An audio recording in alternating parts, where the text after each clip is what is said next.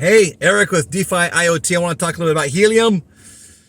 You know, we had a lot of projects we were working on over the last 3 years. We jumped out there with Helium. We really went deep with Helium. Really geared up on the whole GPU idea as well with these teams I was, consulting. I'm still consulting with them. And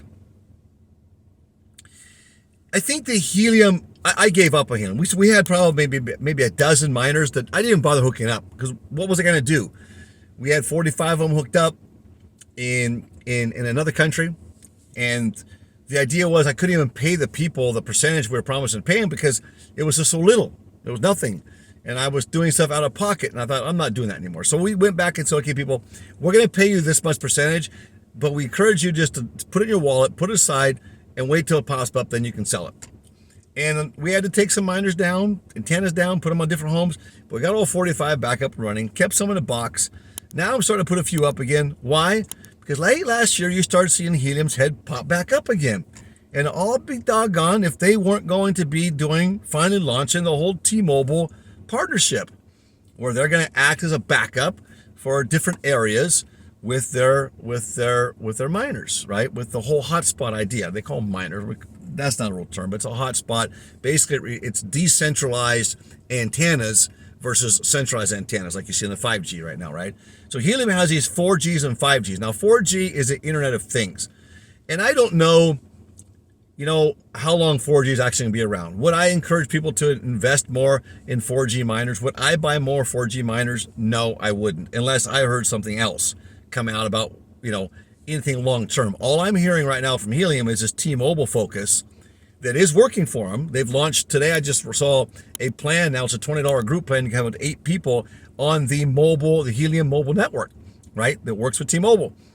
So you can do these group plans now with them, but that's going to be on their 5G system, I'm really sure, because the 4G system's not set up for that. It's set up for Internet of Things, right? The 5G is where Helium needs to grow more as well. So they're talking about going international with this. What's that mean? What's that rumor mean? Does that mean maybe they're going to come out with international 5Gs? Because the ones they've come out with now, if I'm not mistaken, are pretty much just for the US. And I believe that's all they're doing is US. I don't think they've ever even gone into Europe or Australia with the 5Gs. With the 4G, yes. If I'm wrong, you can please put the comment down below. My own point I wanted to talk about is that, last year or over the last couple of years, we saw these projects that were just scams, like MXC. I'm sorry. That MXC is something that was like Helium, but a straight scam. Where Helium itself has actually got good leadership, good founders, and good foundation to it. Where I think they wanted to go with it, I think they came in late with that technology, and so they had to adapt real quick with 5G and go with what's working. I don't know if they're going to come back to the 4G or not. However, they're going international. Will that 4G be able to be something that can be hooked up on? I don't see how that can be, but maybe it can. Here's where I think Helium goes forward. Helium goes forward with 5G and beyond. They'll continue to go forward 5G and beyond. The whole idea of a decentralized towers, right, I think is going to catch on. And it allows for a good backup from all these other 5G towers, so where it can reach into other areas. Now, the downside of that is you have to have all these antennas or these towers or these devices in an area where they can be read. So how it's going to be a remote backup for T-Mobile, I'm not quite sure on that yet. All I know is this, is they popped up, and then they popped up again with their plan today, and there seems to be a lot more positive outlook on Helium. Versus MXC, those are just paperweights for me. We took those down a long time ago. MXC completely scammed us. We ended up getting some of our money back. I talked about that before. I'm not going to bury that dead horse right now. But that, I think, because it was supposed to be something comparable and roll into 5G, et cetera, et cetera. I bought like 5 of those things for $3,000 each, and I could have just bought a doggone Bitcoin miner and been happy as peaches.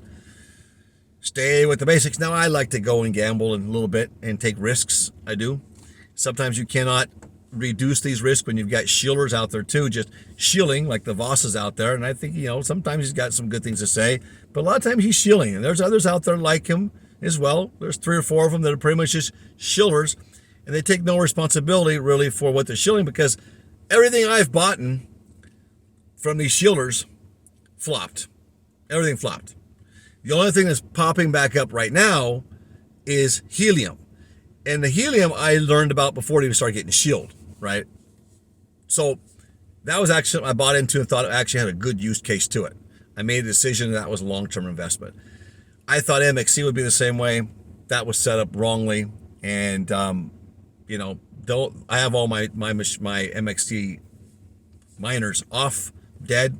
We're going to pick them up, do something with them. I have nothing. We tried to get our money. We got our money back out to some degree. We lost a lot of it, though, because they played a game with us. And they're really unethical. Now, you had the same thing happen with Planet Watch, but I don't think Planet Watch really intently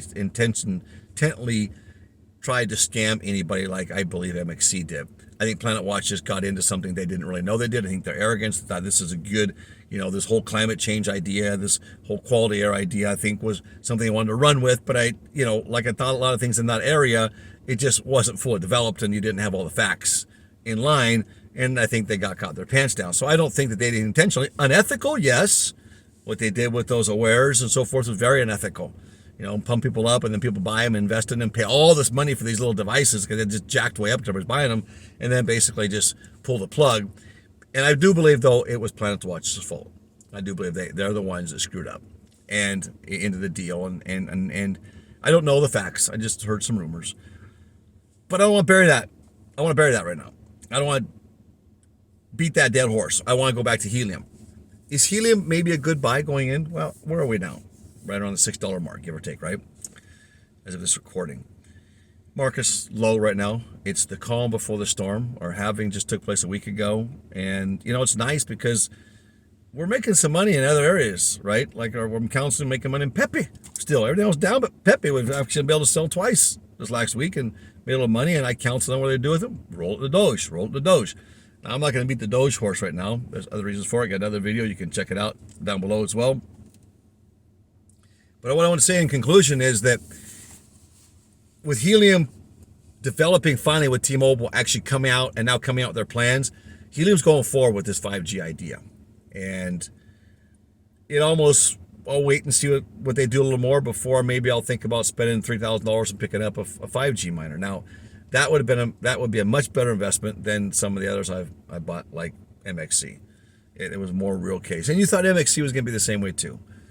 I got to get off of that. It really bothers me. I don't like it when these people, you know, I can give you away my clothes off my back, but try to take a penny from me and it just really irritates me.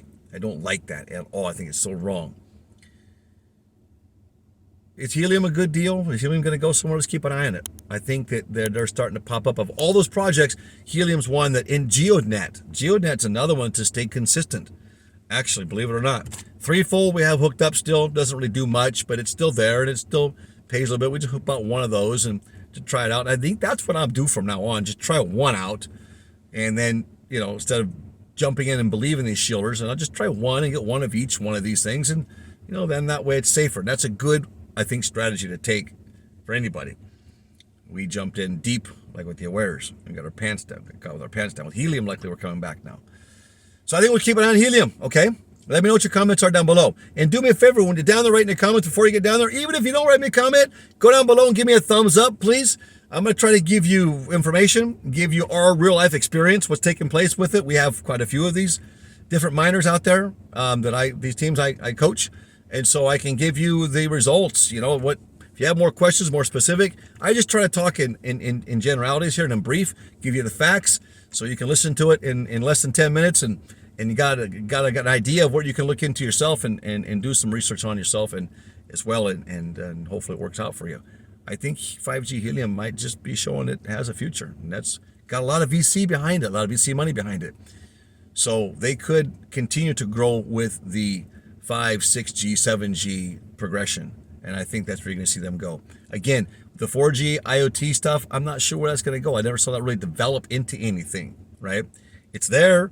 They can put it together, but they're not really pushing it. There's a lot that they could put together. I'd like to see them to put an emphasis on that if they're planning on going forward with this 4G, or if they just figured something in the past that, you know, you're starting to see towers come down everywhere anyway. Down in Latin America and down in other places we haven't set up, you still got those 3 4G towers. But for how long? Right? If we're already talking 7G here, or 6G at, then where's 5G going to go down there? right? So it's just the beginning, and I think you're going to see that roll forward. But it looks like Helium's a real player, and they've survived, and they're popping back up again. So let's keep an eye on them. Talk to you guys in our next video.